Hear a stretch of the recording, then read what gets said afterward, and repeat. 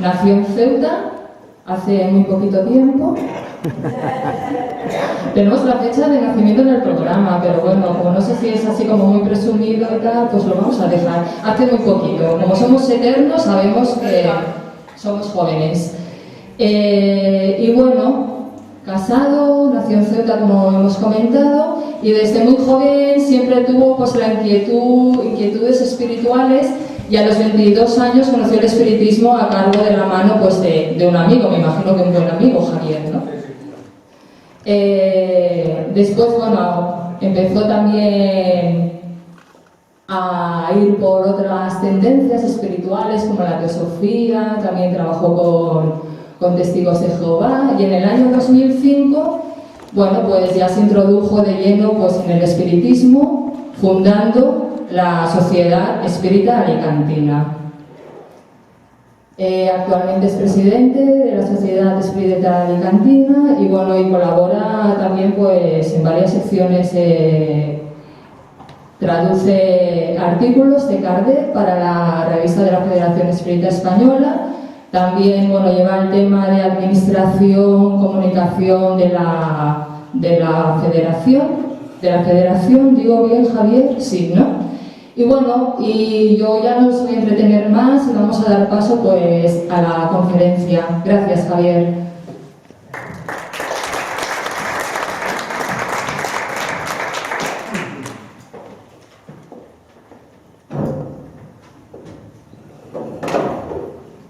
Muy bien, pues gracias a ti, gracias a vosotros, gracias a Blas, a la organización por invitarme a estar hoy aquí entre vosotros. Una pequeña puntualización de lo que ha dicho María Jesús. Soy uno de los fundadores de la Sociedad Espiritista Alicantina, no el fundador. No es ninguna importante. Muy bien. Pues nada, vamos a empezar. Tengo aquí la chuleta. Bueno, hoy vamos a hablar, ¿no?, de espiritualidad y de nueva conciencia. Puede parecer un tema fácil, pero que va, no es nada fácil. Sobre todo cuando me enfrenté a este reto, no sabía por dónde meterle mano. Y bueno, poquito a poquito, como todos los trabajos, pues uno empieza a pensar y a elucubrar, ¿no? Y bueno, más allá de esto ya veremos qué os parece. Bien, el término espiritualidad tiene diferentes significados según el contexto en que se utiliza. De modo convencional se asocia, sobre todo en Occidente, con la religión, ¿no? Es sinónimo de religiosidad. Sinónimo en cuanto a que es en su relación con los seres superiores, Dios, ángeles y la salud del alma. En otro contexto, en un contexto ya más filosófico, se refiere a la oposición entre materia y espíritu. Ya en el contexto de la nueva conciencia, del movimiento llamado Nueva Era o New Age en inglés, se refiere a la búsqueda de forma individual o colectiva de buscar un sentido a la vida, de esperanza, de liberación y de las diferentes prácticas, ¿no?, que se unen a esas búsquedas. Iniciaciones, rituales, desarrollos personales, yoga, etc. Y ya últimamente ya se está hablando de un nuevo, en otro contexto, de un nuevo significado a esa palabra, espiritualidad. Ya también se habla ya de espiritualidad sin Dios, espiritualidad sin estar adscrito a ninguna institución, ¿no? Separado de toda religiosidad. Una persona puede ser espiritual y sin embargo no tiene por qué ser religiosa en el sentido que entendemos. Y al revés, una persona puede ser religiosa y no ser espiritual. Por ejemplo, en la Iglesia Católica, que es la más cercana que tenemos, y no en ningún sentido de crítica ni nada por el estilo, hay personas, ¿no?, que están convencidas de que practicando lo que son las normas externas que predica la religión católica, pues con eso son muy espirituales y con eso pues van avanzando, ¿no?, en la senda de la perfección. Sin embargo, esto es se le podría comparar con los fariseos que nombró Jesús en el Evangelio, ¿no?, que externamente son como el ejemplo que dio de la tumba, que está encarada por fuera, muy bonita, encarada de blanco, pero por dentro está llena de podredumbre, porque está llena de descomposición. Entonces, se preocupa mucho de la parte externa, pero olvidan un poquito la parte interna, ¿no?, de esas enseñanzas morales que nos enseñó Jesús y que nos ha estado recordando Janaina, de amor al prójimo, de perdón, de respeto, de todas esas cosas, ¿no?, que hacen que seamos mejores personas. Y así pues, una persona espiritual pues ya actúa con más desapego, ¿no?, actúa con menos apego a las cosas materiales y por amor al semejante. Eso es llamado también humanismo.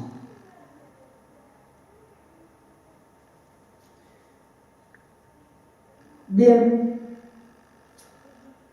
la espiritualidad religiosa, se asocia normalmente a la aspiración de religar, de ser con lo divino, con Dios, y por extensión con nosotros mismos, con nosotros, la naturaleza, el universo, etc.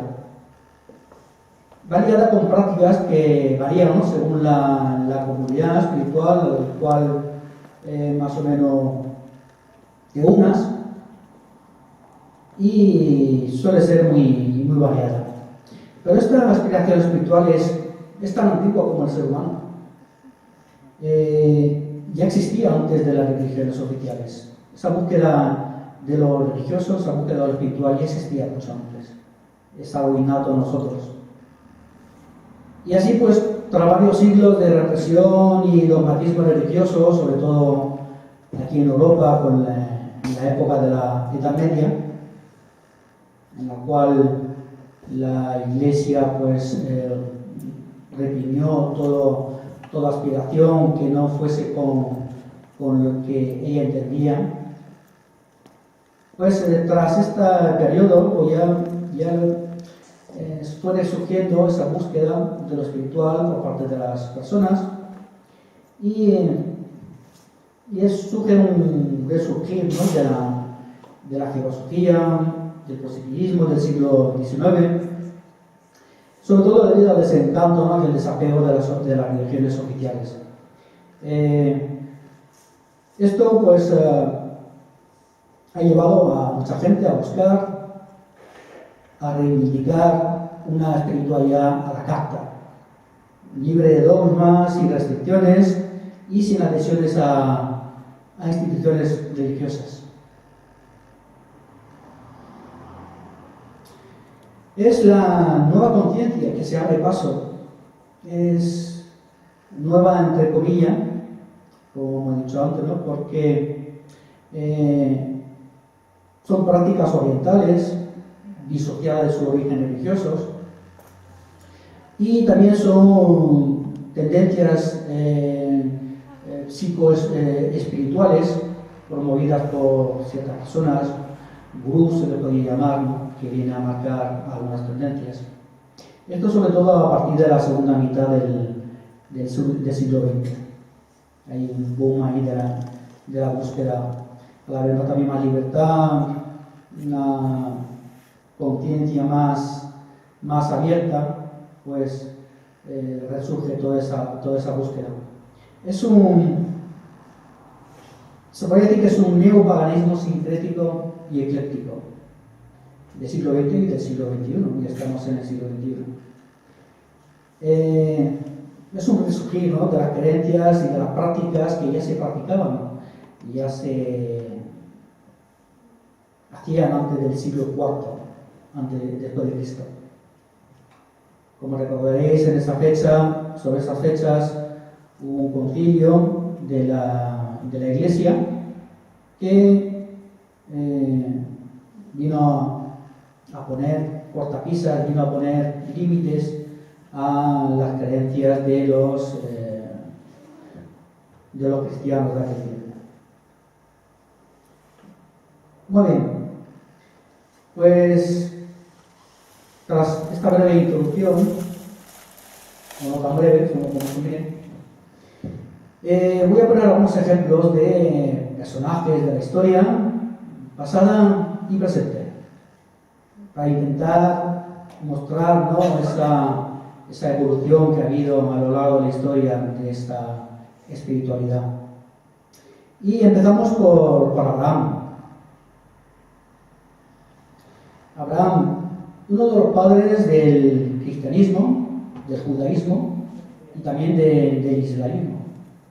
También es considerado padre entre los musulmanes.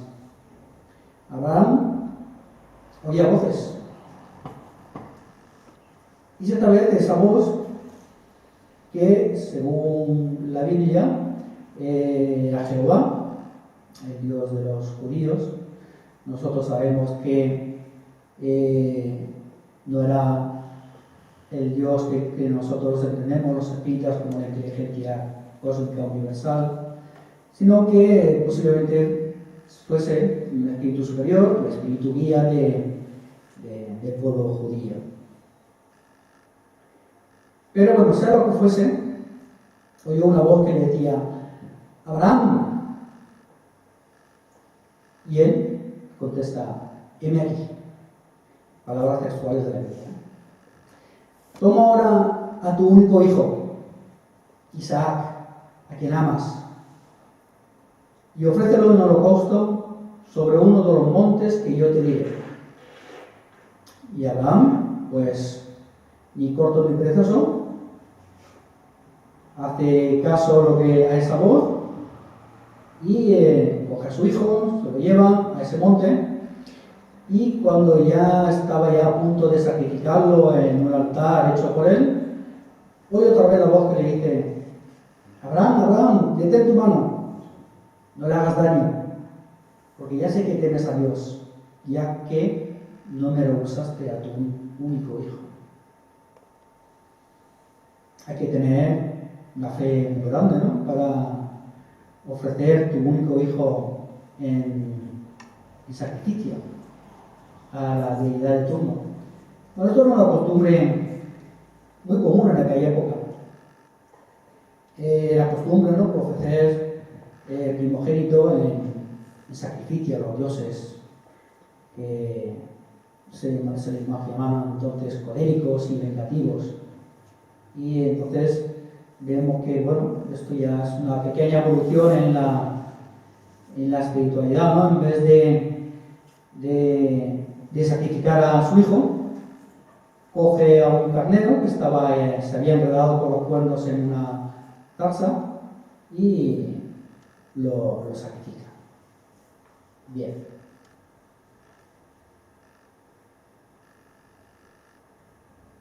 Seguimos con Moisés. Moisés. Aquí tenemos a Charlton Heston, en la famosa película, ¿no? ¿Cuál no me acuerdo el título? Eso, los 10 mandamientos. Bien. Muy bien, pues Moisés también oía voces. Y pastando en el rebaño de su suegro, ya había huido de Egipto porque había matado a un egipcio, y había huido, se encontraba en casa de su suegro, y estando pastando al rebaño, vio un matorral que ardía. Bueno, se extrañaron, dijo: qué cosas más maravillosas, ¿no? Un matorral que arde sin quemarse. Se acercó y oyó una voz que le decía: Moisés, Moisés, no te acerques, descálzate, porque estás en tierra santa. Yo soy el Dios de tu padre, Dios de Abraham, Dios de Isaac y Dios de Jacob. Bien, y Saúl pues le siguió diciendo que tenía que volver a Egipto para liberar al pueblo judío de la opresión que sufría en aquel entonces en Egipto. Bueno, todos conocemos lo que sigue, ¿no?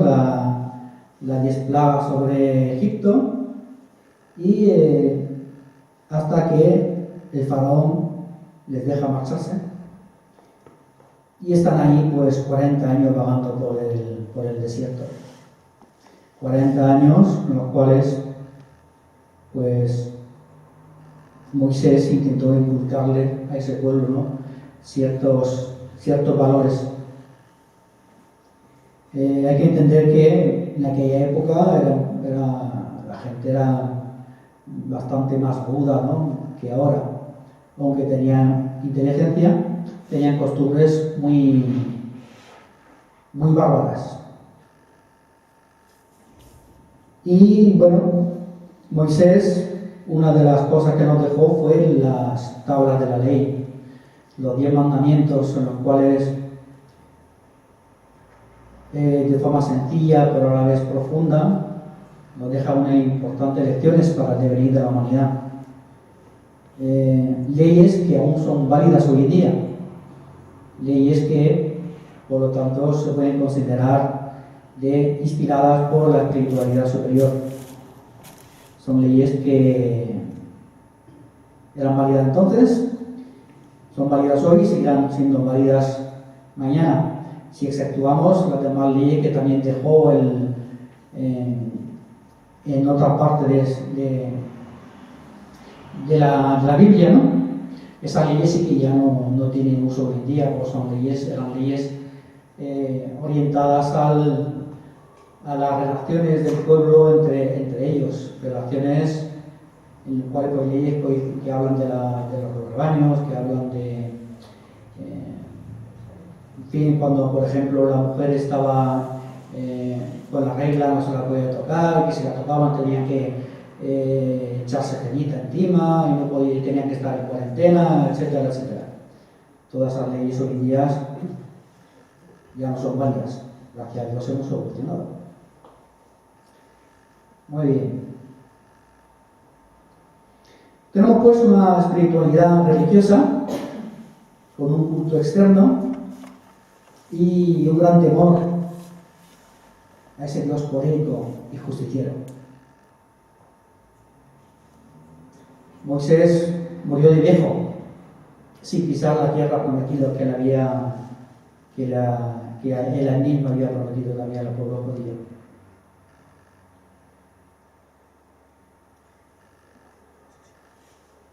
Y llegamos a Jesús de Nazaret, un ser, un espíritu muy elevado, que nos ha dejado enseñanzas sublimes y que bajo mi punto de vista también, ¿no? Vino a poner orden en las ideas espirituales, a aclarar conceptos, a quitar la parte material de la enseñanza religiosa de los judíos. Vino a dejar claro que lo importante no son las prácticas religiosas externas, ni las apariencias de virtuosidad, ni el cumplir con las reglas de tu religión. Vino a enseñarnos que la espiritualidad es algo interno y es externo también a la vez, pero es externo en el sentido de comunión con Dios, cumpliendo con su mayor mandamiento, que es amar al prójimo, amar a Dios sobre todas las cosas, y amar al prójimo como a ti mismo. Como él bien dijo, en esta frase se resume toda la ley. En esa frase se resume todo lo que estamos hablando hoy aquí. Amar, un amor incondicional. Viene a enseñarnos a amar a Dios como un Padre justo y bondadoso, y que amando y ayudando al prójimo, amándonos a nosotros, amamos a su creación y amamos a Dios en definitiva. Y para todo eso no necesitan templos ni lugares especiales, ni siquiera centros espíritas. Para eso solo necesitamos recogernos a nosotros mismos, en el lugar que queramos, incluso en medio de un bullicio, y recogernos y conectar con esa inteligencia, con esa fuerza. Solo basta recogimiento y concentración. Seremos capaces de hacer lo que queramos. Seremos capaces de decidir qué queremos y saber qué queremos y qué es el camino correcto.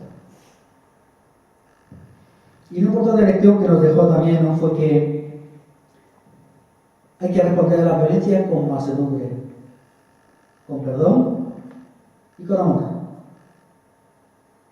Os acordáis toda la famosa frase, ¿no?, de si te golpea una mejilla, con la otra.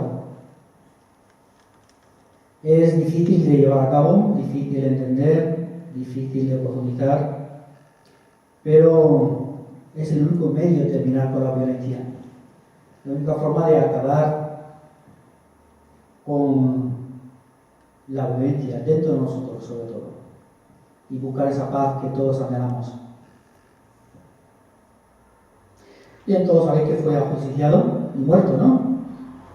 ¿O no? Bien, damos un salto de unos cuantos siglos y nos encontramos con Francisco de Asís, una persona, un ser emblemático también de la Iglesia Católica y de la historia de la humanidad. Es un referente, es un ejemplo de vida. Aquí tenemos una frase suya, o se supone que es suya, que dice: empieza haciendo lo necesario, continúa haciendo lo posible, y de repente estarás haciendo lo imposible. Hay que empezar por lo poquito, marcarse pequeñas metas y luego pues ir ampliando esas metas. Si queremos abordar una montaña, los escaladores se planifican esa escalada, y se marcan metas diarias. No van a escalar a todo en un día. Pues nosotros tenemos que hacer lo mismo, tenemos que prepararnos y marcarnos pequeñas metas. Llegada a la primera meta, seguimos a la siguiente. Bien, pues Francisco de Asís, San Francisco de Asís, según la Iglesia Católica, el Poverello, no sé cómo se pronuncia en italiano, de Asís. Pues nace en una familia acomodada, comerciante de telas, y como todo joven, pues en la juventud pues se dedica a disfrutar, a fiestas y a disfrutar de la buena vida, ¿no? Como podía. Bueno, pues alista en el ejército para el ejército papal, que estaba en guerra contra los germanos, y estando allí pues oye una voz que le decía que volviese a Asís. Claro, ya que lo hizo. Volvió a Asís y en su vuelta ya vino cambiado, estaba silencioso, taciturno, meditaba y bueno, empezó a mostrar una actitud de desapego a lo terrenal. Esa nueva actitud le llevó a convivir con los leprosos, personas a las cuales hasta la fecha pues había reunido como la mayoría de aquella época, por miedo al contagio, por rechazo a su apariencia, le daba cierto asco, ¿no?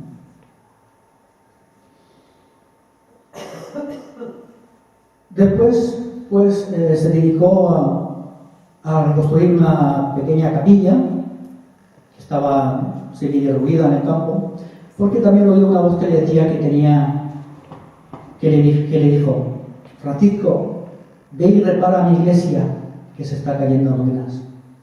Y él entendió, claro está, que se estaba refiriendo a la iglesia física. Hoy en día podemos entender que se refería a otra clase de iglesia no tan material.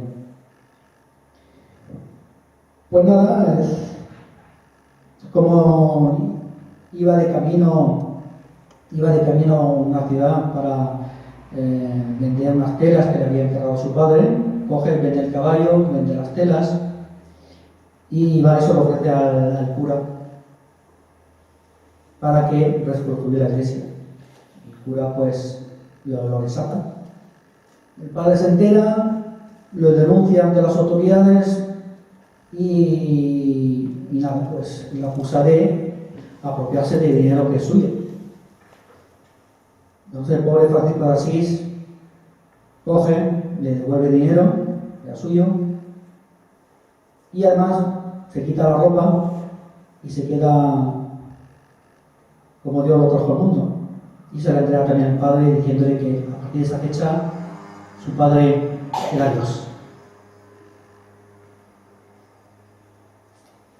Bien, a partir de entonces, desde aquel momento pues, vivió en la más absoluta pobreza, atendiendo a los leprosos, subsistiendo de la limosna, de algún trabajo ocasional, y bueno, su ejemplo y prédicas hizo que se la adhirieran varios hermanos, varios discípulos, que fueron el germen de los hermanos o frailes menores. Esa orden fue cambiando también con el tiempo porque Francisco de Asís era muy estricto y quería una pobreza absoluta de los discípulos. Pero claro, era demasiado para la mayoría y las normas se fueron cambiando.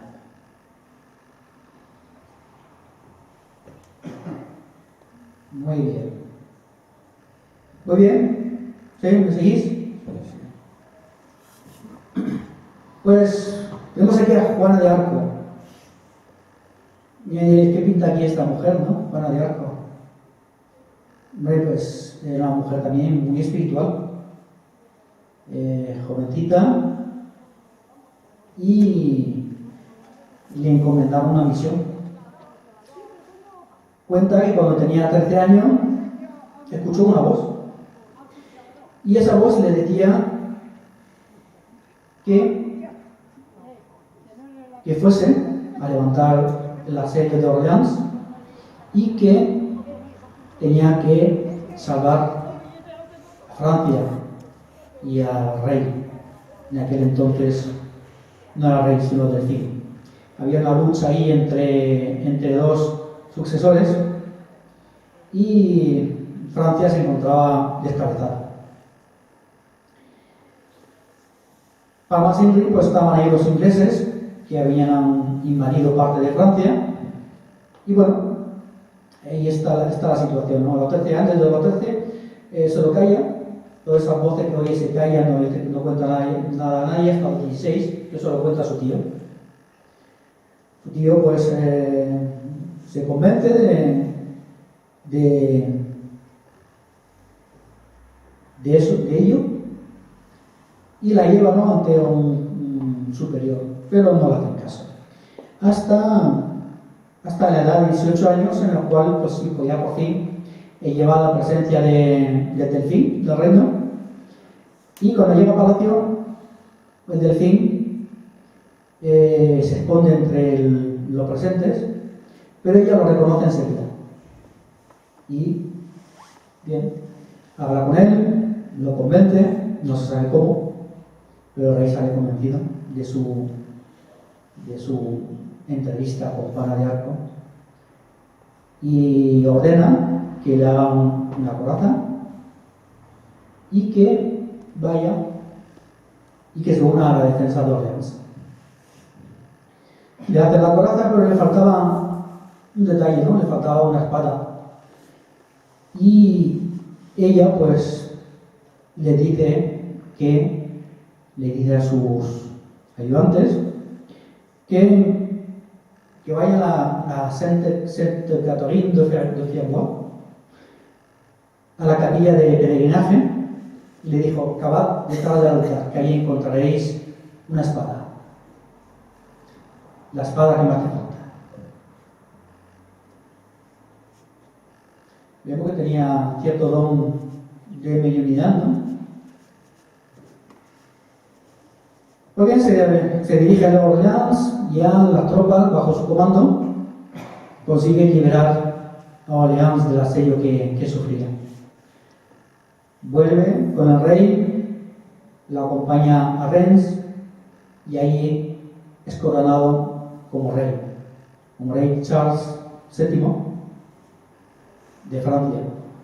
Y gracias a eso, pues, consiguieron echar a los ingleses. Aunque rey Charles era más propenso a hacer pactos, no a tanto guerrear, ¿no? Pero bueno, ello cambió el orden de la historia. Ese simple hecho de liberar Orleans cambió el orden de la historia. Si no, posiblemente hoy Francia sería inglés. Lo voy a saber.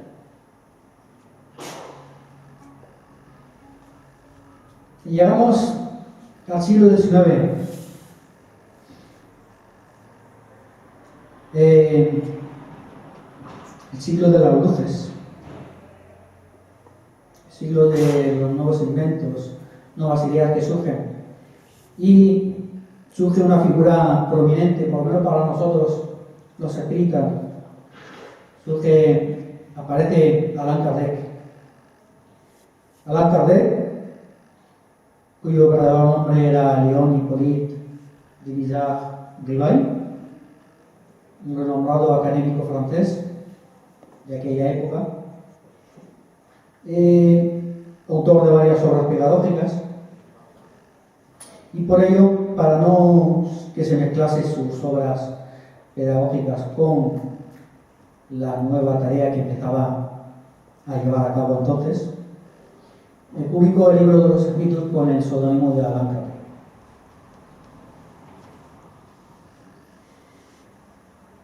Este señor se encuentra a la edad ya avanzada de 50 y pocos años. Se encuentra con el fenómeno de las mesas parlantes o mesas giratorias. Y a pesar de ser un fenómeno aparentemente trivial, en el cual la gente se divertía en sus casas, se reunía en torno a la mesa y la casa se movía y contestaba preguntas, vio un fenómeno ahí digno de interés y de investigar, ¿no? Y bueno,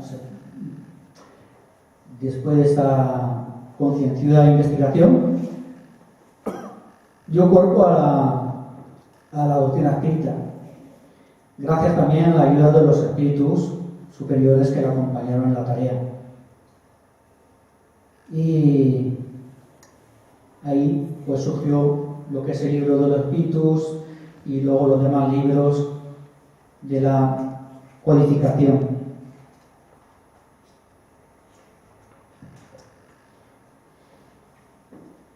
En palabras de Adenauer Novaes, en el libro Filosofía y Espiritualidad, el espiritismo se apropia del conocimiento de la humanidad en una especie de sincretismo religioso, filosófico, sociológico y psicológico del saber humano, proponiendo una visión más amplia sin distanciarse de la época en la cual fue formulado. Estamos hablando del siglo final del siglo XIX, mediados del siglo XIX. En él se encuentran antiguas tesis reorganizadas y agrupadas visando la comprensión de una nueva idea o paradigma. En ese sincretismo encontramos también los paradigmas que sustentan las bases científicas modernas. Por ejemplo, la idea de fe razonada es anterior a su presentación por el espiritismo. Vemos que también Kardec, los espíritus se apropian de ideas ya presentes, no se inventa nada nuevo. Bajo mi punto de vista, pues el espiritismo, Allan Kardec, vino a ser un divisor de agua. Marca un antes y un después en el espiritualismo, dándole carácter racional y científico que faltaba. Utiliza la observación de los hechos, mal llamados sobrenaturales, y aplica el uso de la razón en el análisis de los fenómenos. Algo muy propio de la época. Estamos viendo cómo la ciencia ya se aparta de la Iglesia y va postulando sus propias verdades. Es el nuevo espiritualismo, tal como lo llamó Arthur Conan Doyle, el famoso creador del personaje de Sherlock Holmes. Renovar el renovador, que viene a sentar las bases de una nueva concepción de la espiritualidad, más racional, más igualitaria, más progresiva, más íntima, más positiva, basada en leyes naturales, desprovista de pompas misteriosas y de una teología fantasiosa, como nos explica Herculano Pires en la obra titulada El libro de los espíritus frente a la cultura de nuestro tiempo. Kardec consideró necesario diferenciar el espiritismo o la opción espírita del espiritualismo. Consideró que este tema era demasiado generalista y poco específico, ya que cualquiera que considere que hay algo más que materia en nosotros puede ser considerado espiritualista, pero ello no significa que crea en la existencia de los espíritus.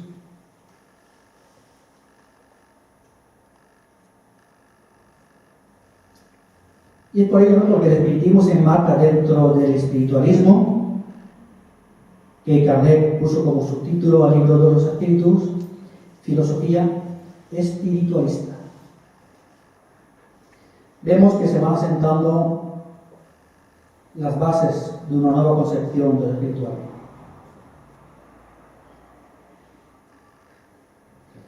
Seguimos en ese mismo siglo. Y encontramos a Jean-Henri Dunant, cofundador de la Cruz Roja.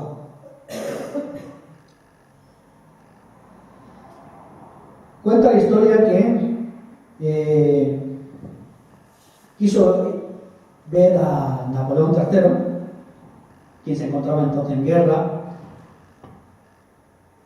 con los austríacos, y se desplazó a Italia, a Solferino, un pueblo de Italia, coincidiendo con batalla, con una de las batallas que hubo ahí. Y se encontró en el campo con miles de heridos, miles y miles de moribundos, mutilados, enfermos. Eso le impactó mucho y entonces pues se puso a ayudar, fue a los pueblos vecinos, convenció a las mujeres para que ayudaran también, compró vendas, montó un hospital de campaña, convenció a los franceses para que ayudasen a los médicos austríacos y ayudó a todas esas personas, todos esos soldados que estaban ahí, desangrándose y moribundos.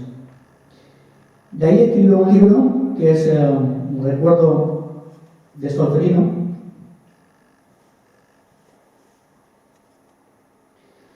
en el cual pues, desarrolla la idea de un organismo independiente que ayudase a esos soldados después de las batallas. Ya en 1863, en Ginebra, se sentaban las bases de la Cruz Roja que conocemos hoy en día.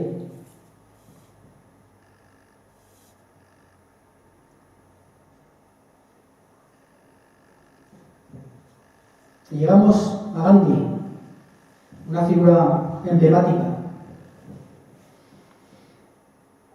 Lo dejo dicho, si quieres cambiar el mundo, cámbiate a ti mismo. Defensor de la no violencia, llegó muy pronto a la conclusión de que el sacrificio es la ley de la vida. Lo dejó todo, placeres mundanos, trajes occidentales, sexo conyugal, para dedicarse en cuerpo y alma a liberar al pueblo indio, su pueblo, de las leyes injustas, de la opresión inglesa.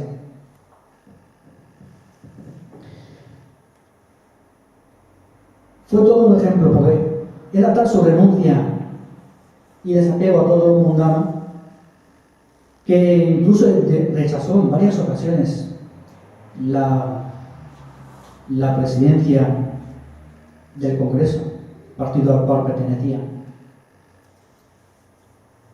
y se la ofrecía en su lugar a personas jóvenes a las cuales preparaba. Siempre viajaba solo, a pie o en tren, en vagones de tercera clase, y se retiraba a la sencillez de los ashram.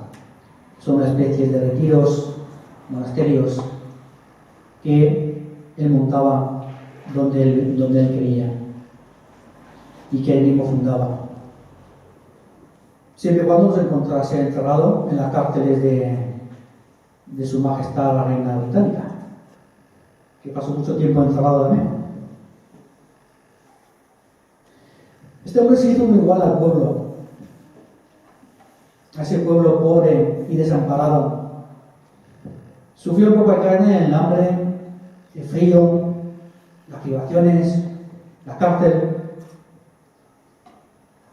Y cuando su voz interior, también oía voces, se lo requería, pues ponía en marcha a ese ejército de harapientos, desarmados,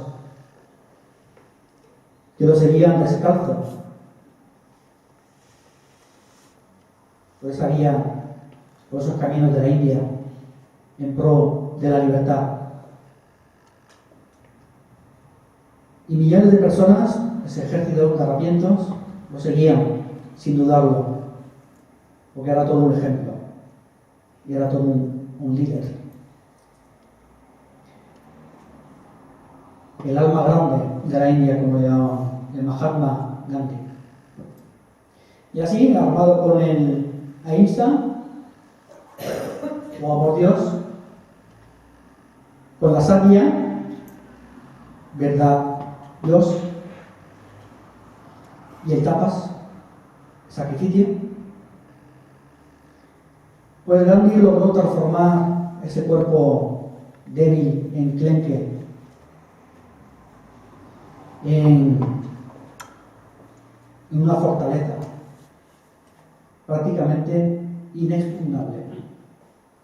Los ingleses no consiguieron doblegarlo en ningún momento. Hay una historia sobre él que cuenta que siendo un joven estudiante de secundaria, pues vino un inspector a la escuela y le puso un examen de ortografía. Gandhi cometió un error y el profesor, que circulaba por ahí por el medio de las mesas, vigilando, se dio cuenta y le hace señas para que se copie del vecino. Gandhi se queda, no entendía lo que pasaba. ¿Cómo es posible que un profesor, una persona mayor, que se supone que está ahí para evitar que se copie, le sugeriría que cometiese una trampa? No lo entendía y no lo hacía. Pues fue el único de la clase en el que cometió un error, lo cual pues hizo que sufriese la burla de los compañeros y la reprimenda del profesor. Eso le llenó de dudas, ¿no? Pero se hizo la promesa a sí mismo de que nunca traicionaría sus principios por nada del mundo. Y así lo hizo. Fue asesinado en el año 48, a la edad de 79 años, y nos dejó como legado su lucha no violenta.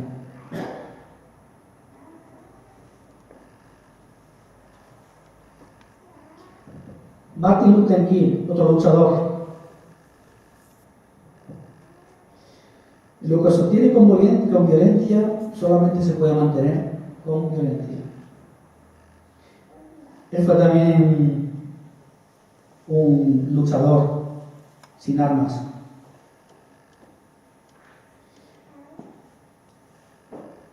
Es famoso su discurso que tuvo en el monumento a Abraham Lincoln en Washington. Famoso por una de sus famosas frases que nos dejó. Dijo: tengo un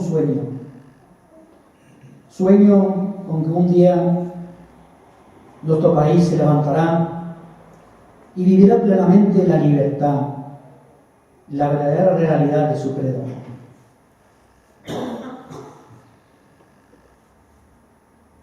Ahí, gracias a esa lucha que se inició unos años atrás, en el pueblo donde era pastor en la iglesia, su lucha se inició porque una mujer negra rehusó ceder su asiento, como mandaba la ley, a un blanco. Y a partir de ahí, pues, sugirió a sus feligreses y a todos en general de que no usasen servicio público de autobuses. Fue tal la persistencia de la gente y su persistencia que, claro, la compañía, el ayuntamiento, pues vieron sus ingresos mermados en una cuantía importante.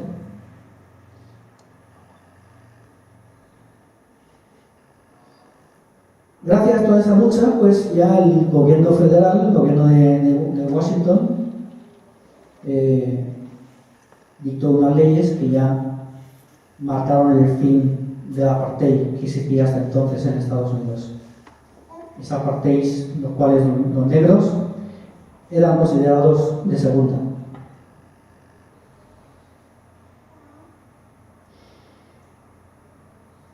Muere asesinado en el año 1968, a la edad de 39 años. Otra figura, Nelson Mandela. Lo dejo dicho, los verdaderos líderes deben estar dispuestos a sacrificarlo todo por la libertad de su pueblo. Nelson Mandela era hijo de un jefe de una tribu, pero huyó a la ciudad porque querían casarlo con una mujer, ¿no? Y con ello no estaba de acuerdo. Yo conocí ahí a un ayudante, que sería un ayudante suyo posteriormente, Walter Sisulu, y empezó a luchar, ¿no?, por el cambio de esas leyes tan injustas que había entonces en Sudáfrica. Luchó sin violencia, pero sin resultado, y así durante muchos años, hasta que fue encarcelado a perpetuidad. Ahí desde la cárcel pues siguió su lucha hasta que ya en el año 1990 fue liberado. Ya el presidente de Klerk entonces se dio cuenta de que esto había que cambiar, esto no podía seguir así, el mundo estaba cambiando, sufría muchas presiones por parte de los demás países y Nelson fue liberado. Y Nelson, en vez de tomarse la revancha, pues quiso que el pueblo de Sudáfrica trabajase junto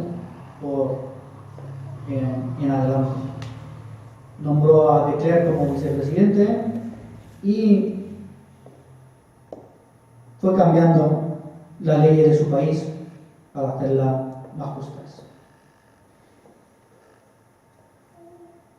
Decir que, claro, se hicieron unas elecciones, en las cuales, unas elecciones más libres, en las cuales él salió elegido. Pero no quiso venganza, sino que tendió la mano a sus ex enemigos, para construir la nación. Y este hombre murió a los 95 años de edad en la cama, lo cual ya es un hito, porque hasta ahora los líderes libertadores habían muerto asesinados. El Dalai Lama, 14º Dalai Lama. Para mí también es un gran referente de este siglo XX y XXI, vamos a seguir.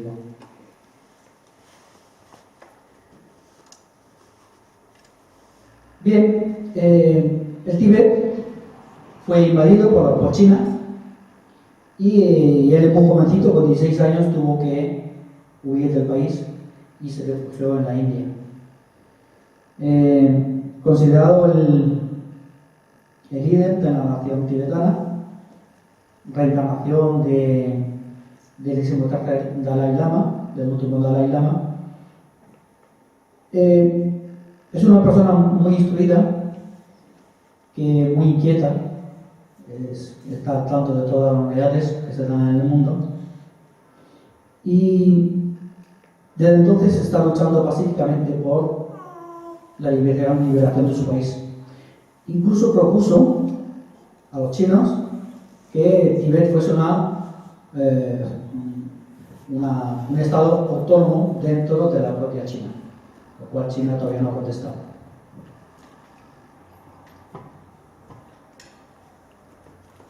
También ha sido premio Nobel de la Paz, como todos, como Nelson Mandela, como Gandhi. Y ha prometido que el día que el Tíbet recupere su libertad, él abandonará su poder temporal, o sea, del gobierno material de Tíbet.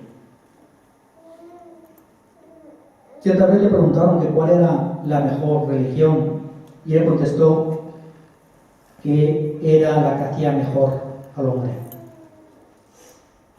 A pesar de ser budista tibetano, él reconoce que ninguna religión es mejor que la otra, sino que todo depende de la persona. Y que para crear una paz interior, lo más importante es la práctica de la compasión y el amor, la comprensión y el respeto por todas las formas de vida. Terminando con el Papa Francisco, esto es una incógnita, este Papa es una incógnita. Viene con muy buenas intenciones, tiene también fuertes resistencias en el seno de la Iglesia, tiene buenos propósitos, veremos qué nos depara el futuro. De momento creo que solo lleva 3 años. Y bien, es una persona que creo que hay que seguir y el tiempo dirá su valía. Y una de sus frases es que para conseguir la paz se necesita valor, mucho más que para hacer la guerra.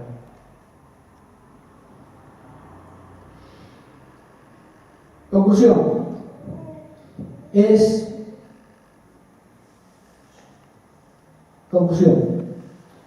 La espiritualidad puede tomar diversos aspectos. Puede ser religiosa, filosófica, humanística, ecléctica, sincrética, atea, agnóstica, individual o colectiva. La ética, la compasión, el comportamiento social es innato en nosotros, mientras que la religión es algo que nos inculca. Luego, la ética es más profunda y natural que la religión. Debemos de buscar una espiritualidad laica que trasciende las religiones. Las religiones tal como las entendemos en el sentido de organización, de institución, y no en el sentido de religión, de rellenar al ser humano con su creador. Tenemos que ver en el enemigo al espíritu hermano en evolución y aprender a entenderlo, aprender a entender los puntos de vista diferentes a los nuestros. Debemos de entender que el verdadero enemigo está dentro de nosotros, no está fuera. Kardec nos dejó dicho en el libro Obras Póstumas que es a través de la educación, incluso más que por la instrucción, que se transformará la humanidad. Así que empecemos por nosotros mismos a educarnos, eduquemos con el ejemplo, sobre todo a nuestros hijos. Busquemos esa paz interior, busquemos esa paz para poder conseguir lograr que esa paz se transforme en exterior y nos acompañe a donde vayamos y con ello consigamos transformar el mundo, porque la transformación empieza por nosotros. No intentemos transformar al vecino, a la pareja. No intentemos transformar una institución. Debemos empezar por nosotros mismos. Es ese combate interno que nos decía Pablo de Tarso. Muy bien, pues para finalizar, me gustaría leeros un bello poema de Francisco de Asís. Se llama Cántico de las criaturas, muchos de vosotros lo conoceréis, y dice así: Altísimo y omnipotente buen Señor, tuyas son las alabanzas, la gloria y el honor y toda bendición. A ti solo, Altísimo, te conviene, y ningún hombre es digno de nombrarte. Alabado seas, mi Señor, en todas tus criaturas. Especialmente el Señor, hermano, soy, porque nos das el día y nos iluminas. Y es bello y radiante con gran resplandor. De ti, Altísimo, lleva significación. Alabado seas, mi Señor, por la hermana luna y las estrellas en el cielo. Las formaste claras, preciosas y bellas. Alabado seas, mi Señor, por el hermano viento, y por el aire, y la nube, y el cielo sereno, y todo tiempo. Por todos ellos, a tus criaturas das sustento. Alabado seas, mi Señor, por el hermano fuego, por el cual iluminas la noche, y es bello, y alegre, y vigoroso, y fuerte. Alabado sea, mi Señor, por aquellos que perdonan por tu amor, y sufren enfermedad y tribulación. Bienaventurados los que sufren en paz, porque de ti, Altísimo, coronados serán. Alabado seas, mi Señor, por nuestra hermana muerte corporal, de la cual ningún hombre viviente puede escapar. Ay de aquellos que mueran en pecado mortal. Bienaventurados son los que encontrarán en tu santísima voluntad, porque la muerte segunda no les hará mal. Alaben y bendigan a mi Señor, y denle gracias y sírvanle con gran humildad. Muchas gracias por vuestra atención y hasta la próxima.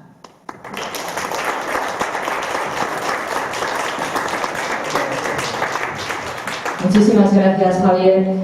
No sé cómo nos hemos quedado con este viaje en el espacio y en el tiempo, pasando por las diferentes etapas de la humanidad, representantes distintos, diferentes, como decíamos, impulsores de esa humanidad. Y yo me quedo también con la cosita de que no solo, como es el título de la conferencia, esta buena conferencia interesante, además de espiritualidad y nueva conciencia, no solo nueva, si me lo permites, yo, con tu permiso, añado también buena conciencia, ¿no? Y ahí estamos todos pues en ese camino, y cada uno de nosotros podemos ser impulsores dentro de nuestro entorno, como decía Javier, para poner esa semillita y poder recoger dentro de nuestras posibilidades, que todos tenemos esas herramientas, ¿verdad? Bueno, pues hasta aquí, Blas. Yanaina, me gustaría que me volvieras a recordar la diferencia de utilizar el libre albedrío de forma armónica y el libre albedrío de forma insana o inconsciente, porque lo encuentro muy interesante, para mí ha sido muy esclarecedor y no quisiera que se me olvidara. Disculpad, Mira, hacemos una cosita. Nos sentamos aquí, bueno, os sentáis, mejor dicho, en la mesa, y esa misma pregunta, Yanaina, la puedes contestar a Pilar. ¿Sí? Perfecto, gracias. Sí. Sí, por si hay alguna pregunta más. Esta es una pregunta así como muy directa. Os paso el micro, gracias.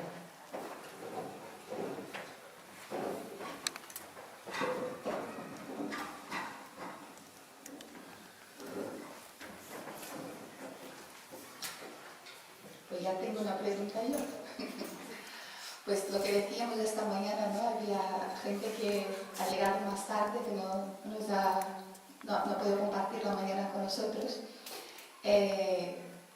Yo, estudiando el tema del libre albedrío, he llegado a entender que el libre albedrío no es solo libertad, porque decimos, yo soy libre, entonces puedo hacer lo que quiero. No, nosotros somos libres para estar en armonía con la ley cósmica universal, para no ir en contra de la ley. Y de ahí que algunas personas pueden pensar, pero entonces yo soy libre para obedecer la ley. Solo podemos pensar así si pensamos en la ley cósmica, la ley que rige toda la creación, como algo exterior a nosotros, que nosotros tenemos que obedecer. En realidad, si la sentimos como propia, porque nosotros como creadores también, como co-creadores, como criaturas de esta inteligencia cósmica universal, también estamos creando, entonces nos apropiamos de esta ley y la ponemos en marcha cuando la utilizamos en el amor.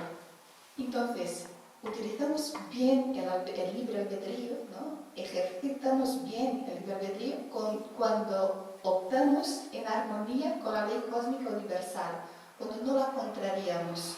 ¿Cuándo sucede esto? Cuando actuamos con humildad, con tolerancia, con indulgencia, con caridad, como decía Fernando Espello ahora mismo. En esta situación, en estas circunstancias, es cuando somos verdaderamente libres. Estamos encadenados y estamos presos a la intolerancia, al orgullo y a la vanidad. Es cuando tenemos miedo al juicio del otro. Entonces ahí nos está jodiendo la vanidad, ¿no? Cuando no queremos estar por debajo del otro, queremos hacer valer lo que pensamos, lo que sabemos, nos está pudiendo el orgullo. En estas situaciones estamos encadenados. Cuando actuamos de forma libre es cuando actuamos con humildad y con amor. En la caridad es donde somos verdaderamente libres. Entonces ahí está el buen ejercicio del libre albedrío, cuando en armonía con la ley cósmica universal nos dejamos fluir por ella y no nos resistimos a lo que es la ley de amor. Gracias. ¿Hay alguna pregunta más para alguno de los conferenciantes?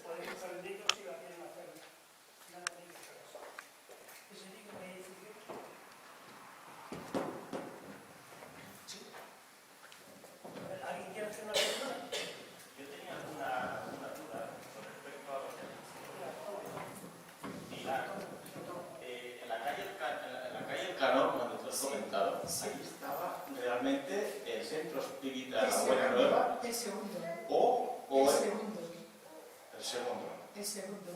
Porque primero el centro estaba en la calle Torres, que era la vivienda. Y luego hubo que la labor de Amalia, que era tan grande, y Amalia era una persona tan pública, que hubo necesidad de ampliar el centro. Y entonces se pasó al carrer del Canón. Y ahora que hice el comentario a Javier, porque tú has hablado de la Biblia y has mencionado a Abraham. Yo sobre Abraham tengo mis dudas si realmente fue un ser mitológico, si fue un ser encarnado, ¿no? O como bien has dicho, el guía espiritual del pueblo hebreo. Pero ateniéndonos un poco a la lectura, y a mí me produce dos reflexiones. Una es la falta de razonamiento de este ser que se supone que es muy grande, porque atiende de forma ciega e irracional las voces de un espíritu que supuestamente debiera ser, por lo que hoy entendemos, por lo que es una comunicación mediúnica, de un espíritu bastante inferior, por el hecho de que está pidiendo que sacrifique a su hijo, cosa que con los conocimientos que hoy nos aporta la doctrina espírita da la sensación de que esa comunicación nunca puede ser dada de un ser con una cierta superioridad. Y por otro lado, como te he comentado antes, si era un ser superior, un guía espiritual del pueblo, me parece que tiene una falta de razonamiento muy grande como para poder atender a las voces de esa supuesta comunicación. Ya que entendemos, desde mi punto de vista, la Biblia no deja de ser un libro mediúnico. Es que era eso lo que te quería comentar, no sé qué opinas tú sobre ese aspecto.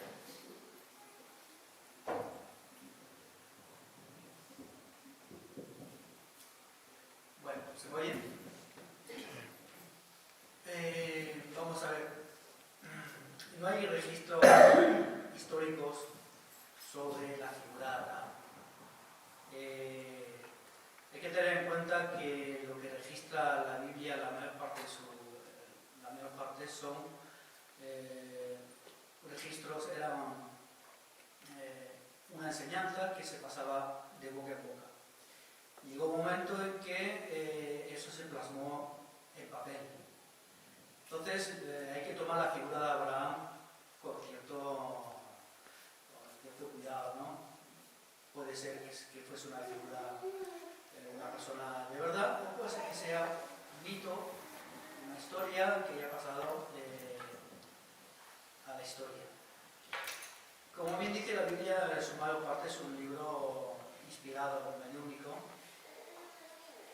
Y bueno, en este caso narra la historia de uno de los considerados padres del judaísmo, del cristianismo, del islamismo, como he dicho.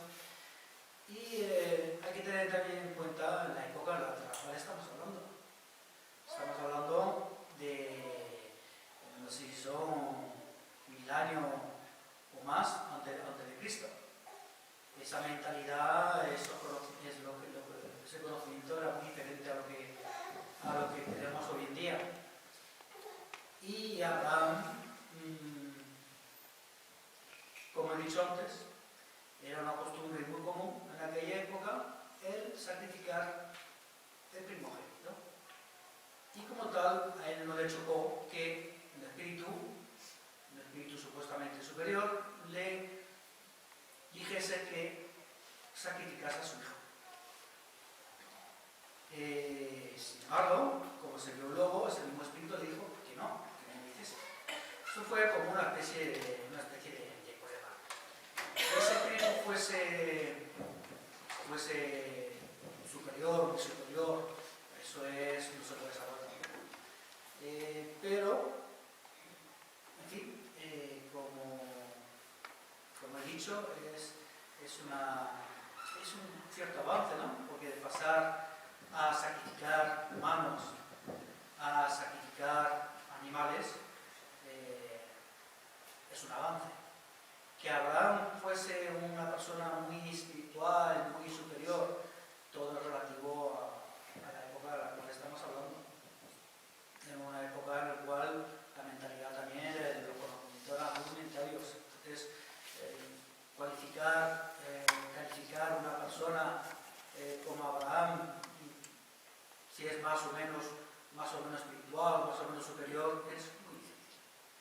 Solamente son unos hechos, nos han llegado a través de la Biblia, que es una historia, que tiene su mensaje moral y debemos de tomarlo como tal. Buscar si ese personaje fue real o no real es meterse en camisa de donde va, porque es prácticamente imposible después de tantos años que además no hay registros, como he dicho, no hay registros históricos en lo que llevamos nosotros, pero yo creo que eso no es lo importante. Yo creo que lo importante es la imagen, ¿no? La idea el mensaje moral que deja.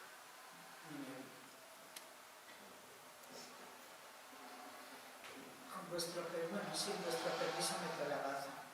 En otras religiones de otros ámbitos geográficos, por la misma época, habían pruebas semejantes a las personas que querían transmitir la palabra del Dios de aquel momento. Y muchas veces se pedía a los que iban a ser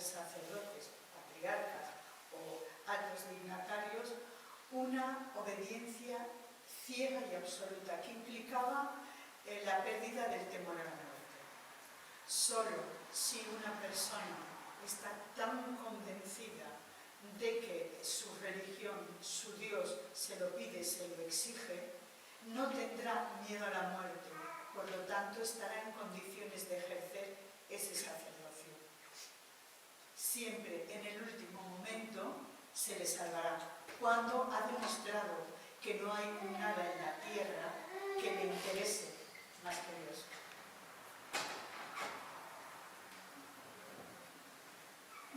¿Hay alguna pregunta más?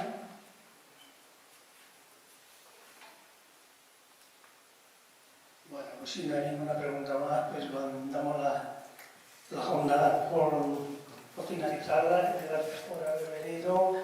Y bueno, más tarde, que estáis todos cansados ya todo el día, desde las 10 de la mañana hasta esta hora, pues yo creo que es hora de pegar, yo creo, ¿no? Y ya hasta el año que viene, si Dios quiere, y bueno, y aquí estamos en el camino. Todos estamos comprometidos con esta doctrina. Una vez que la conocemos, pues cada uno ya según sus condiciones y sus conocimientos que vaya actuando para dar un testimonio de que la muerte no existe y que tenemos una responsabilidad de seguir adelante, evolucionando unos con los otros. Y es nada más, un abrazo y hasta la próxima vez que nos veamos aquí. Gracias por todo, por vuestra presencia y por todo. Gracias.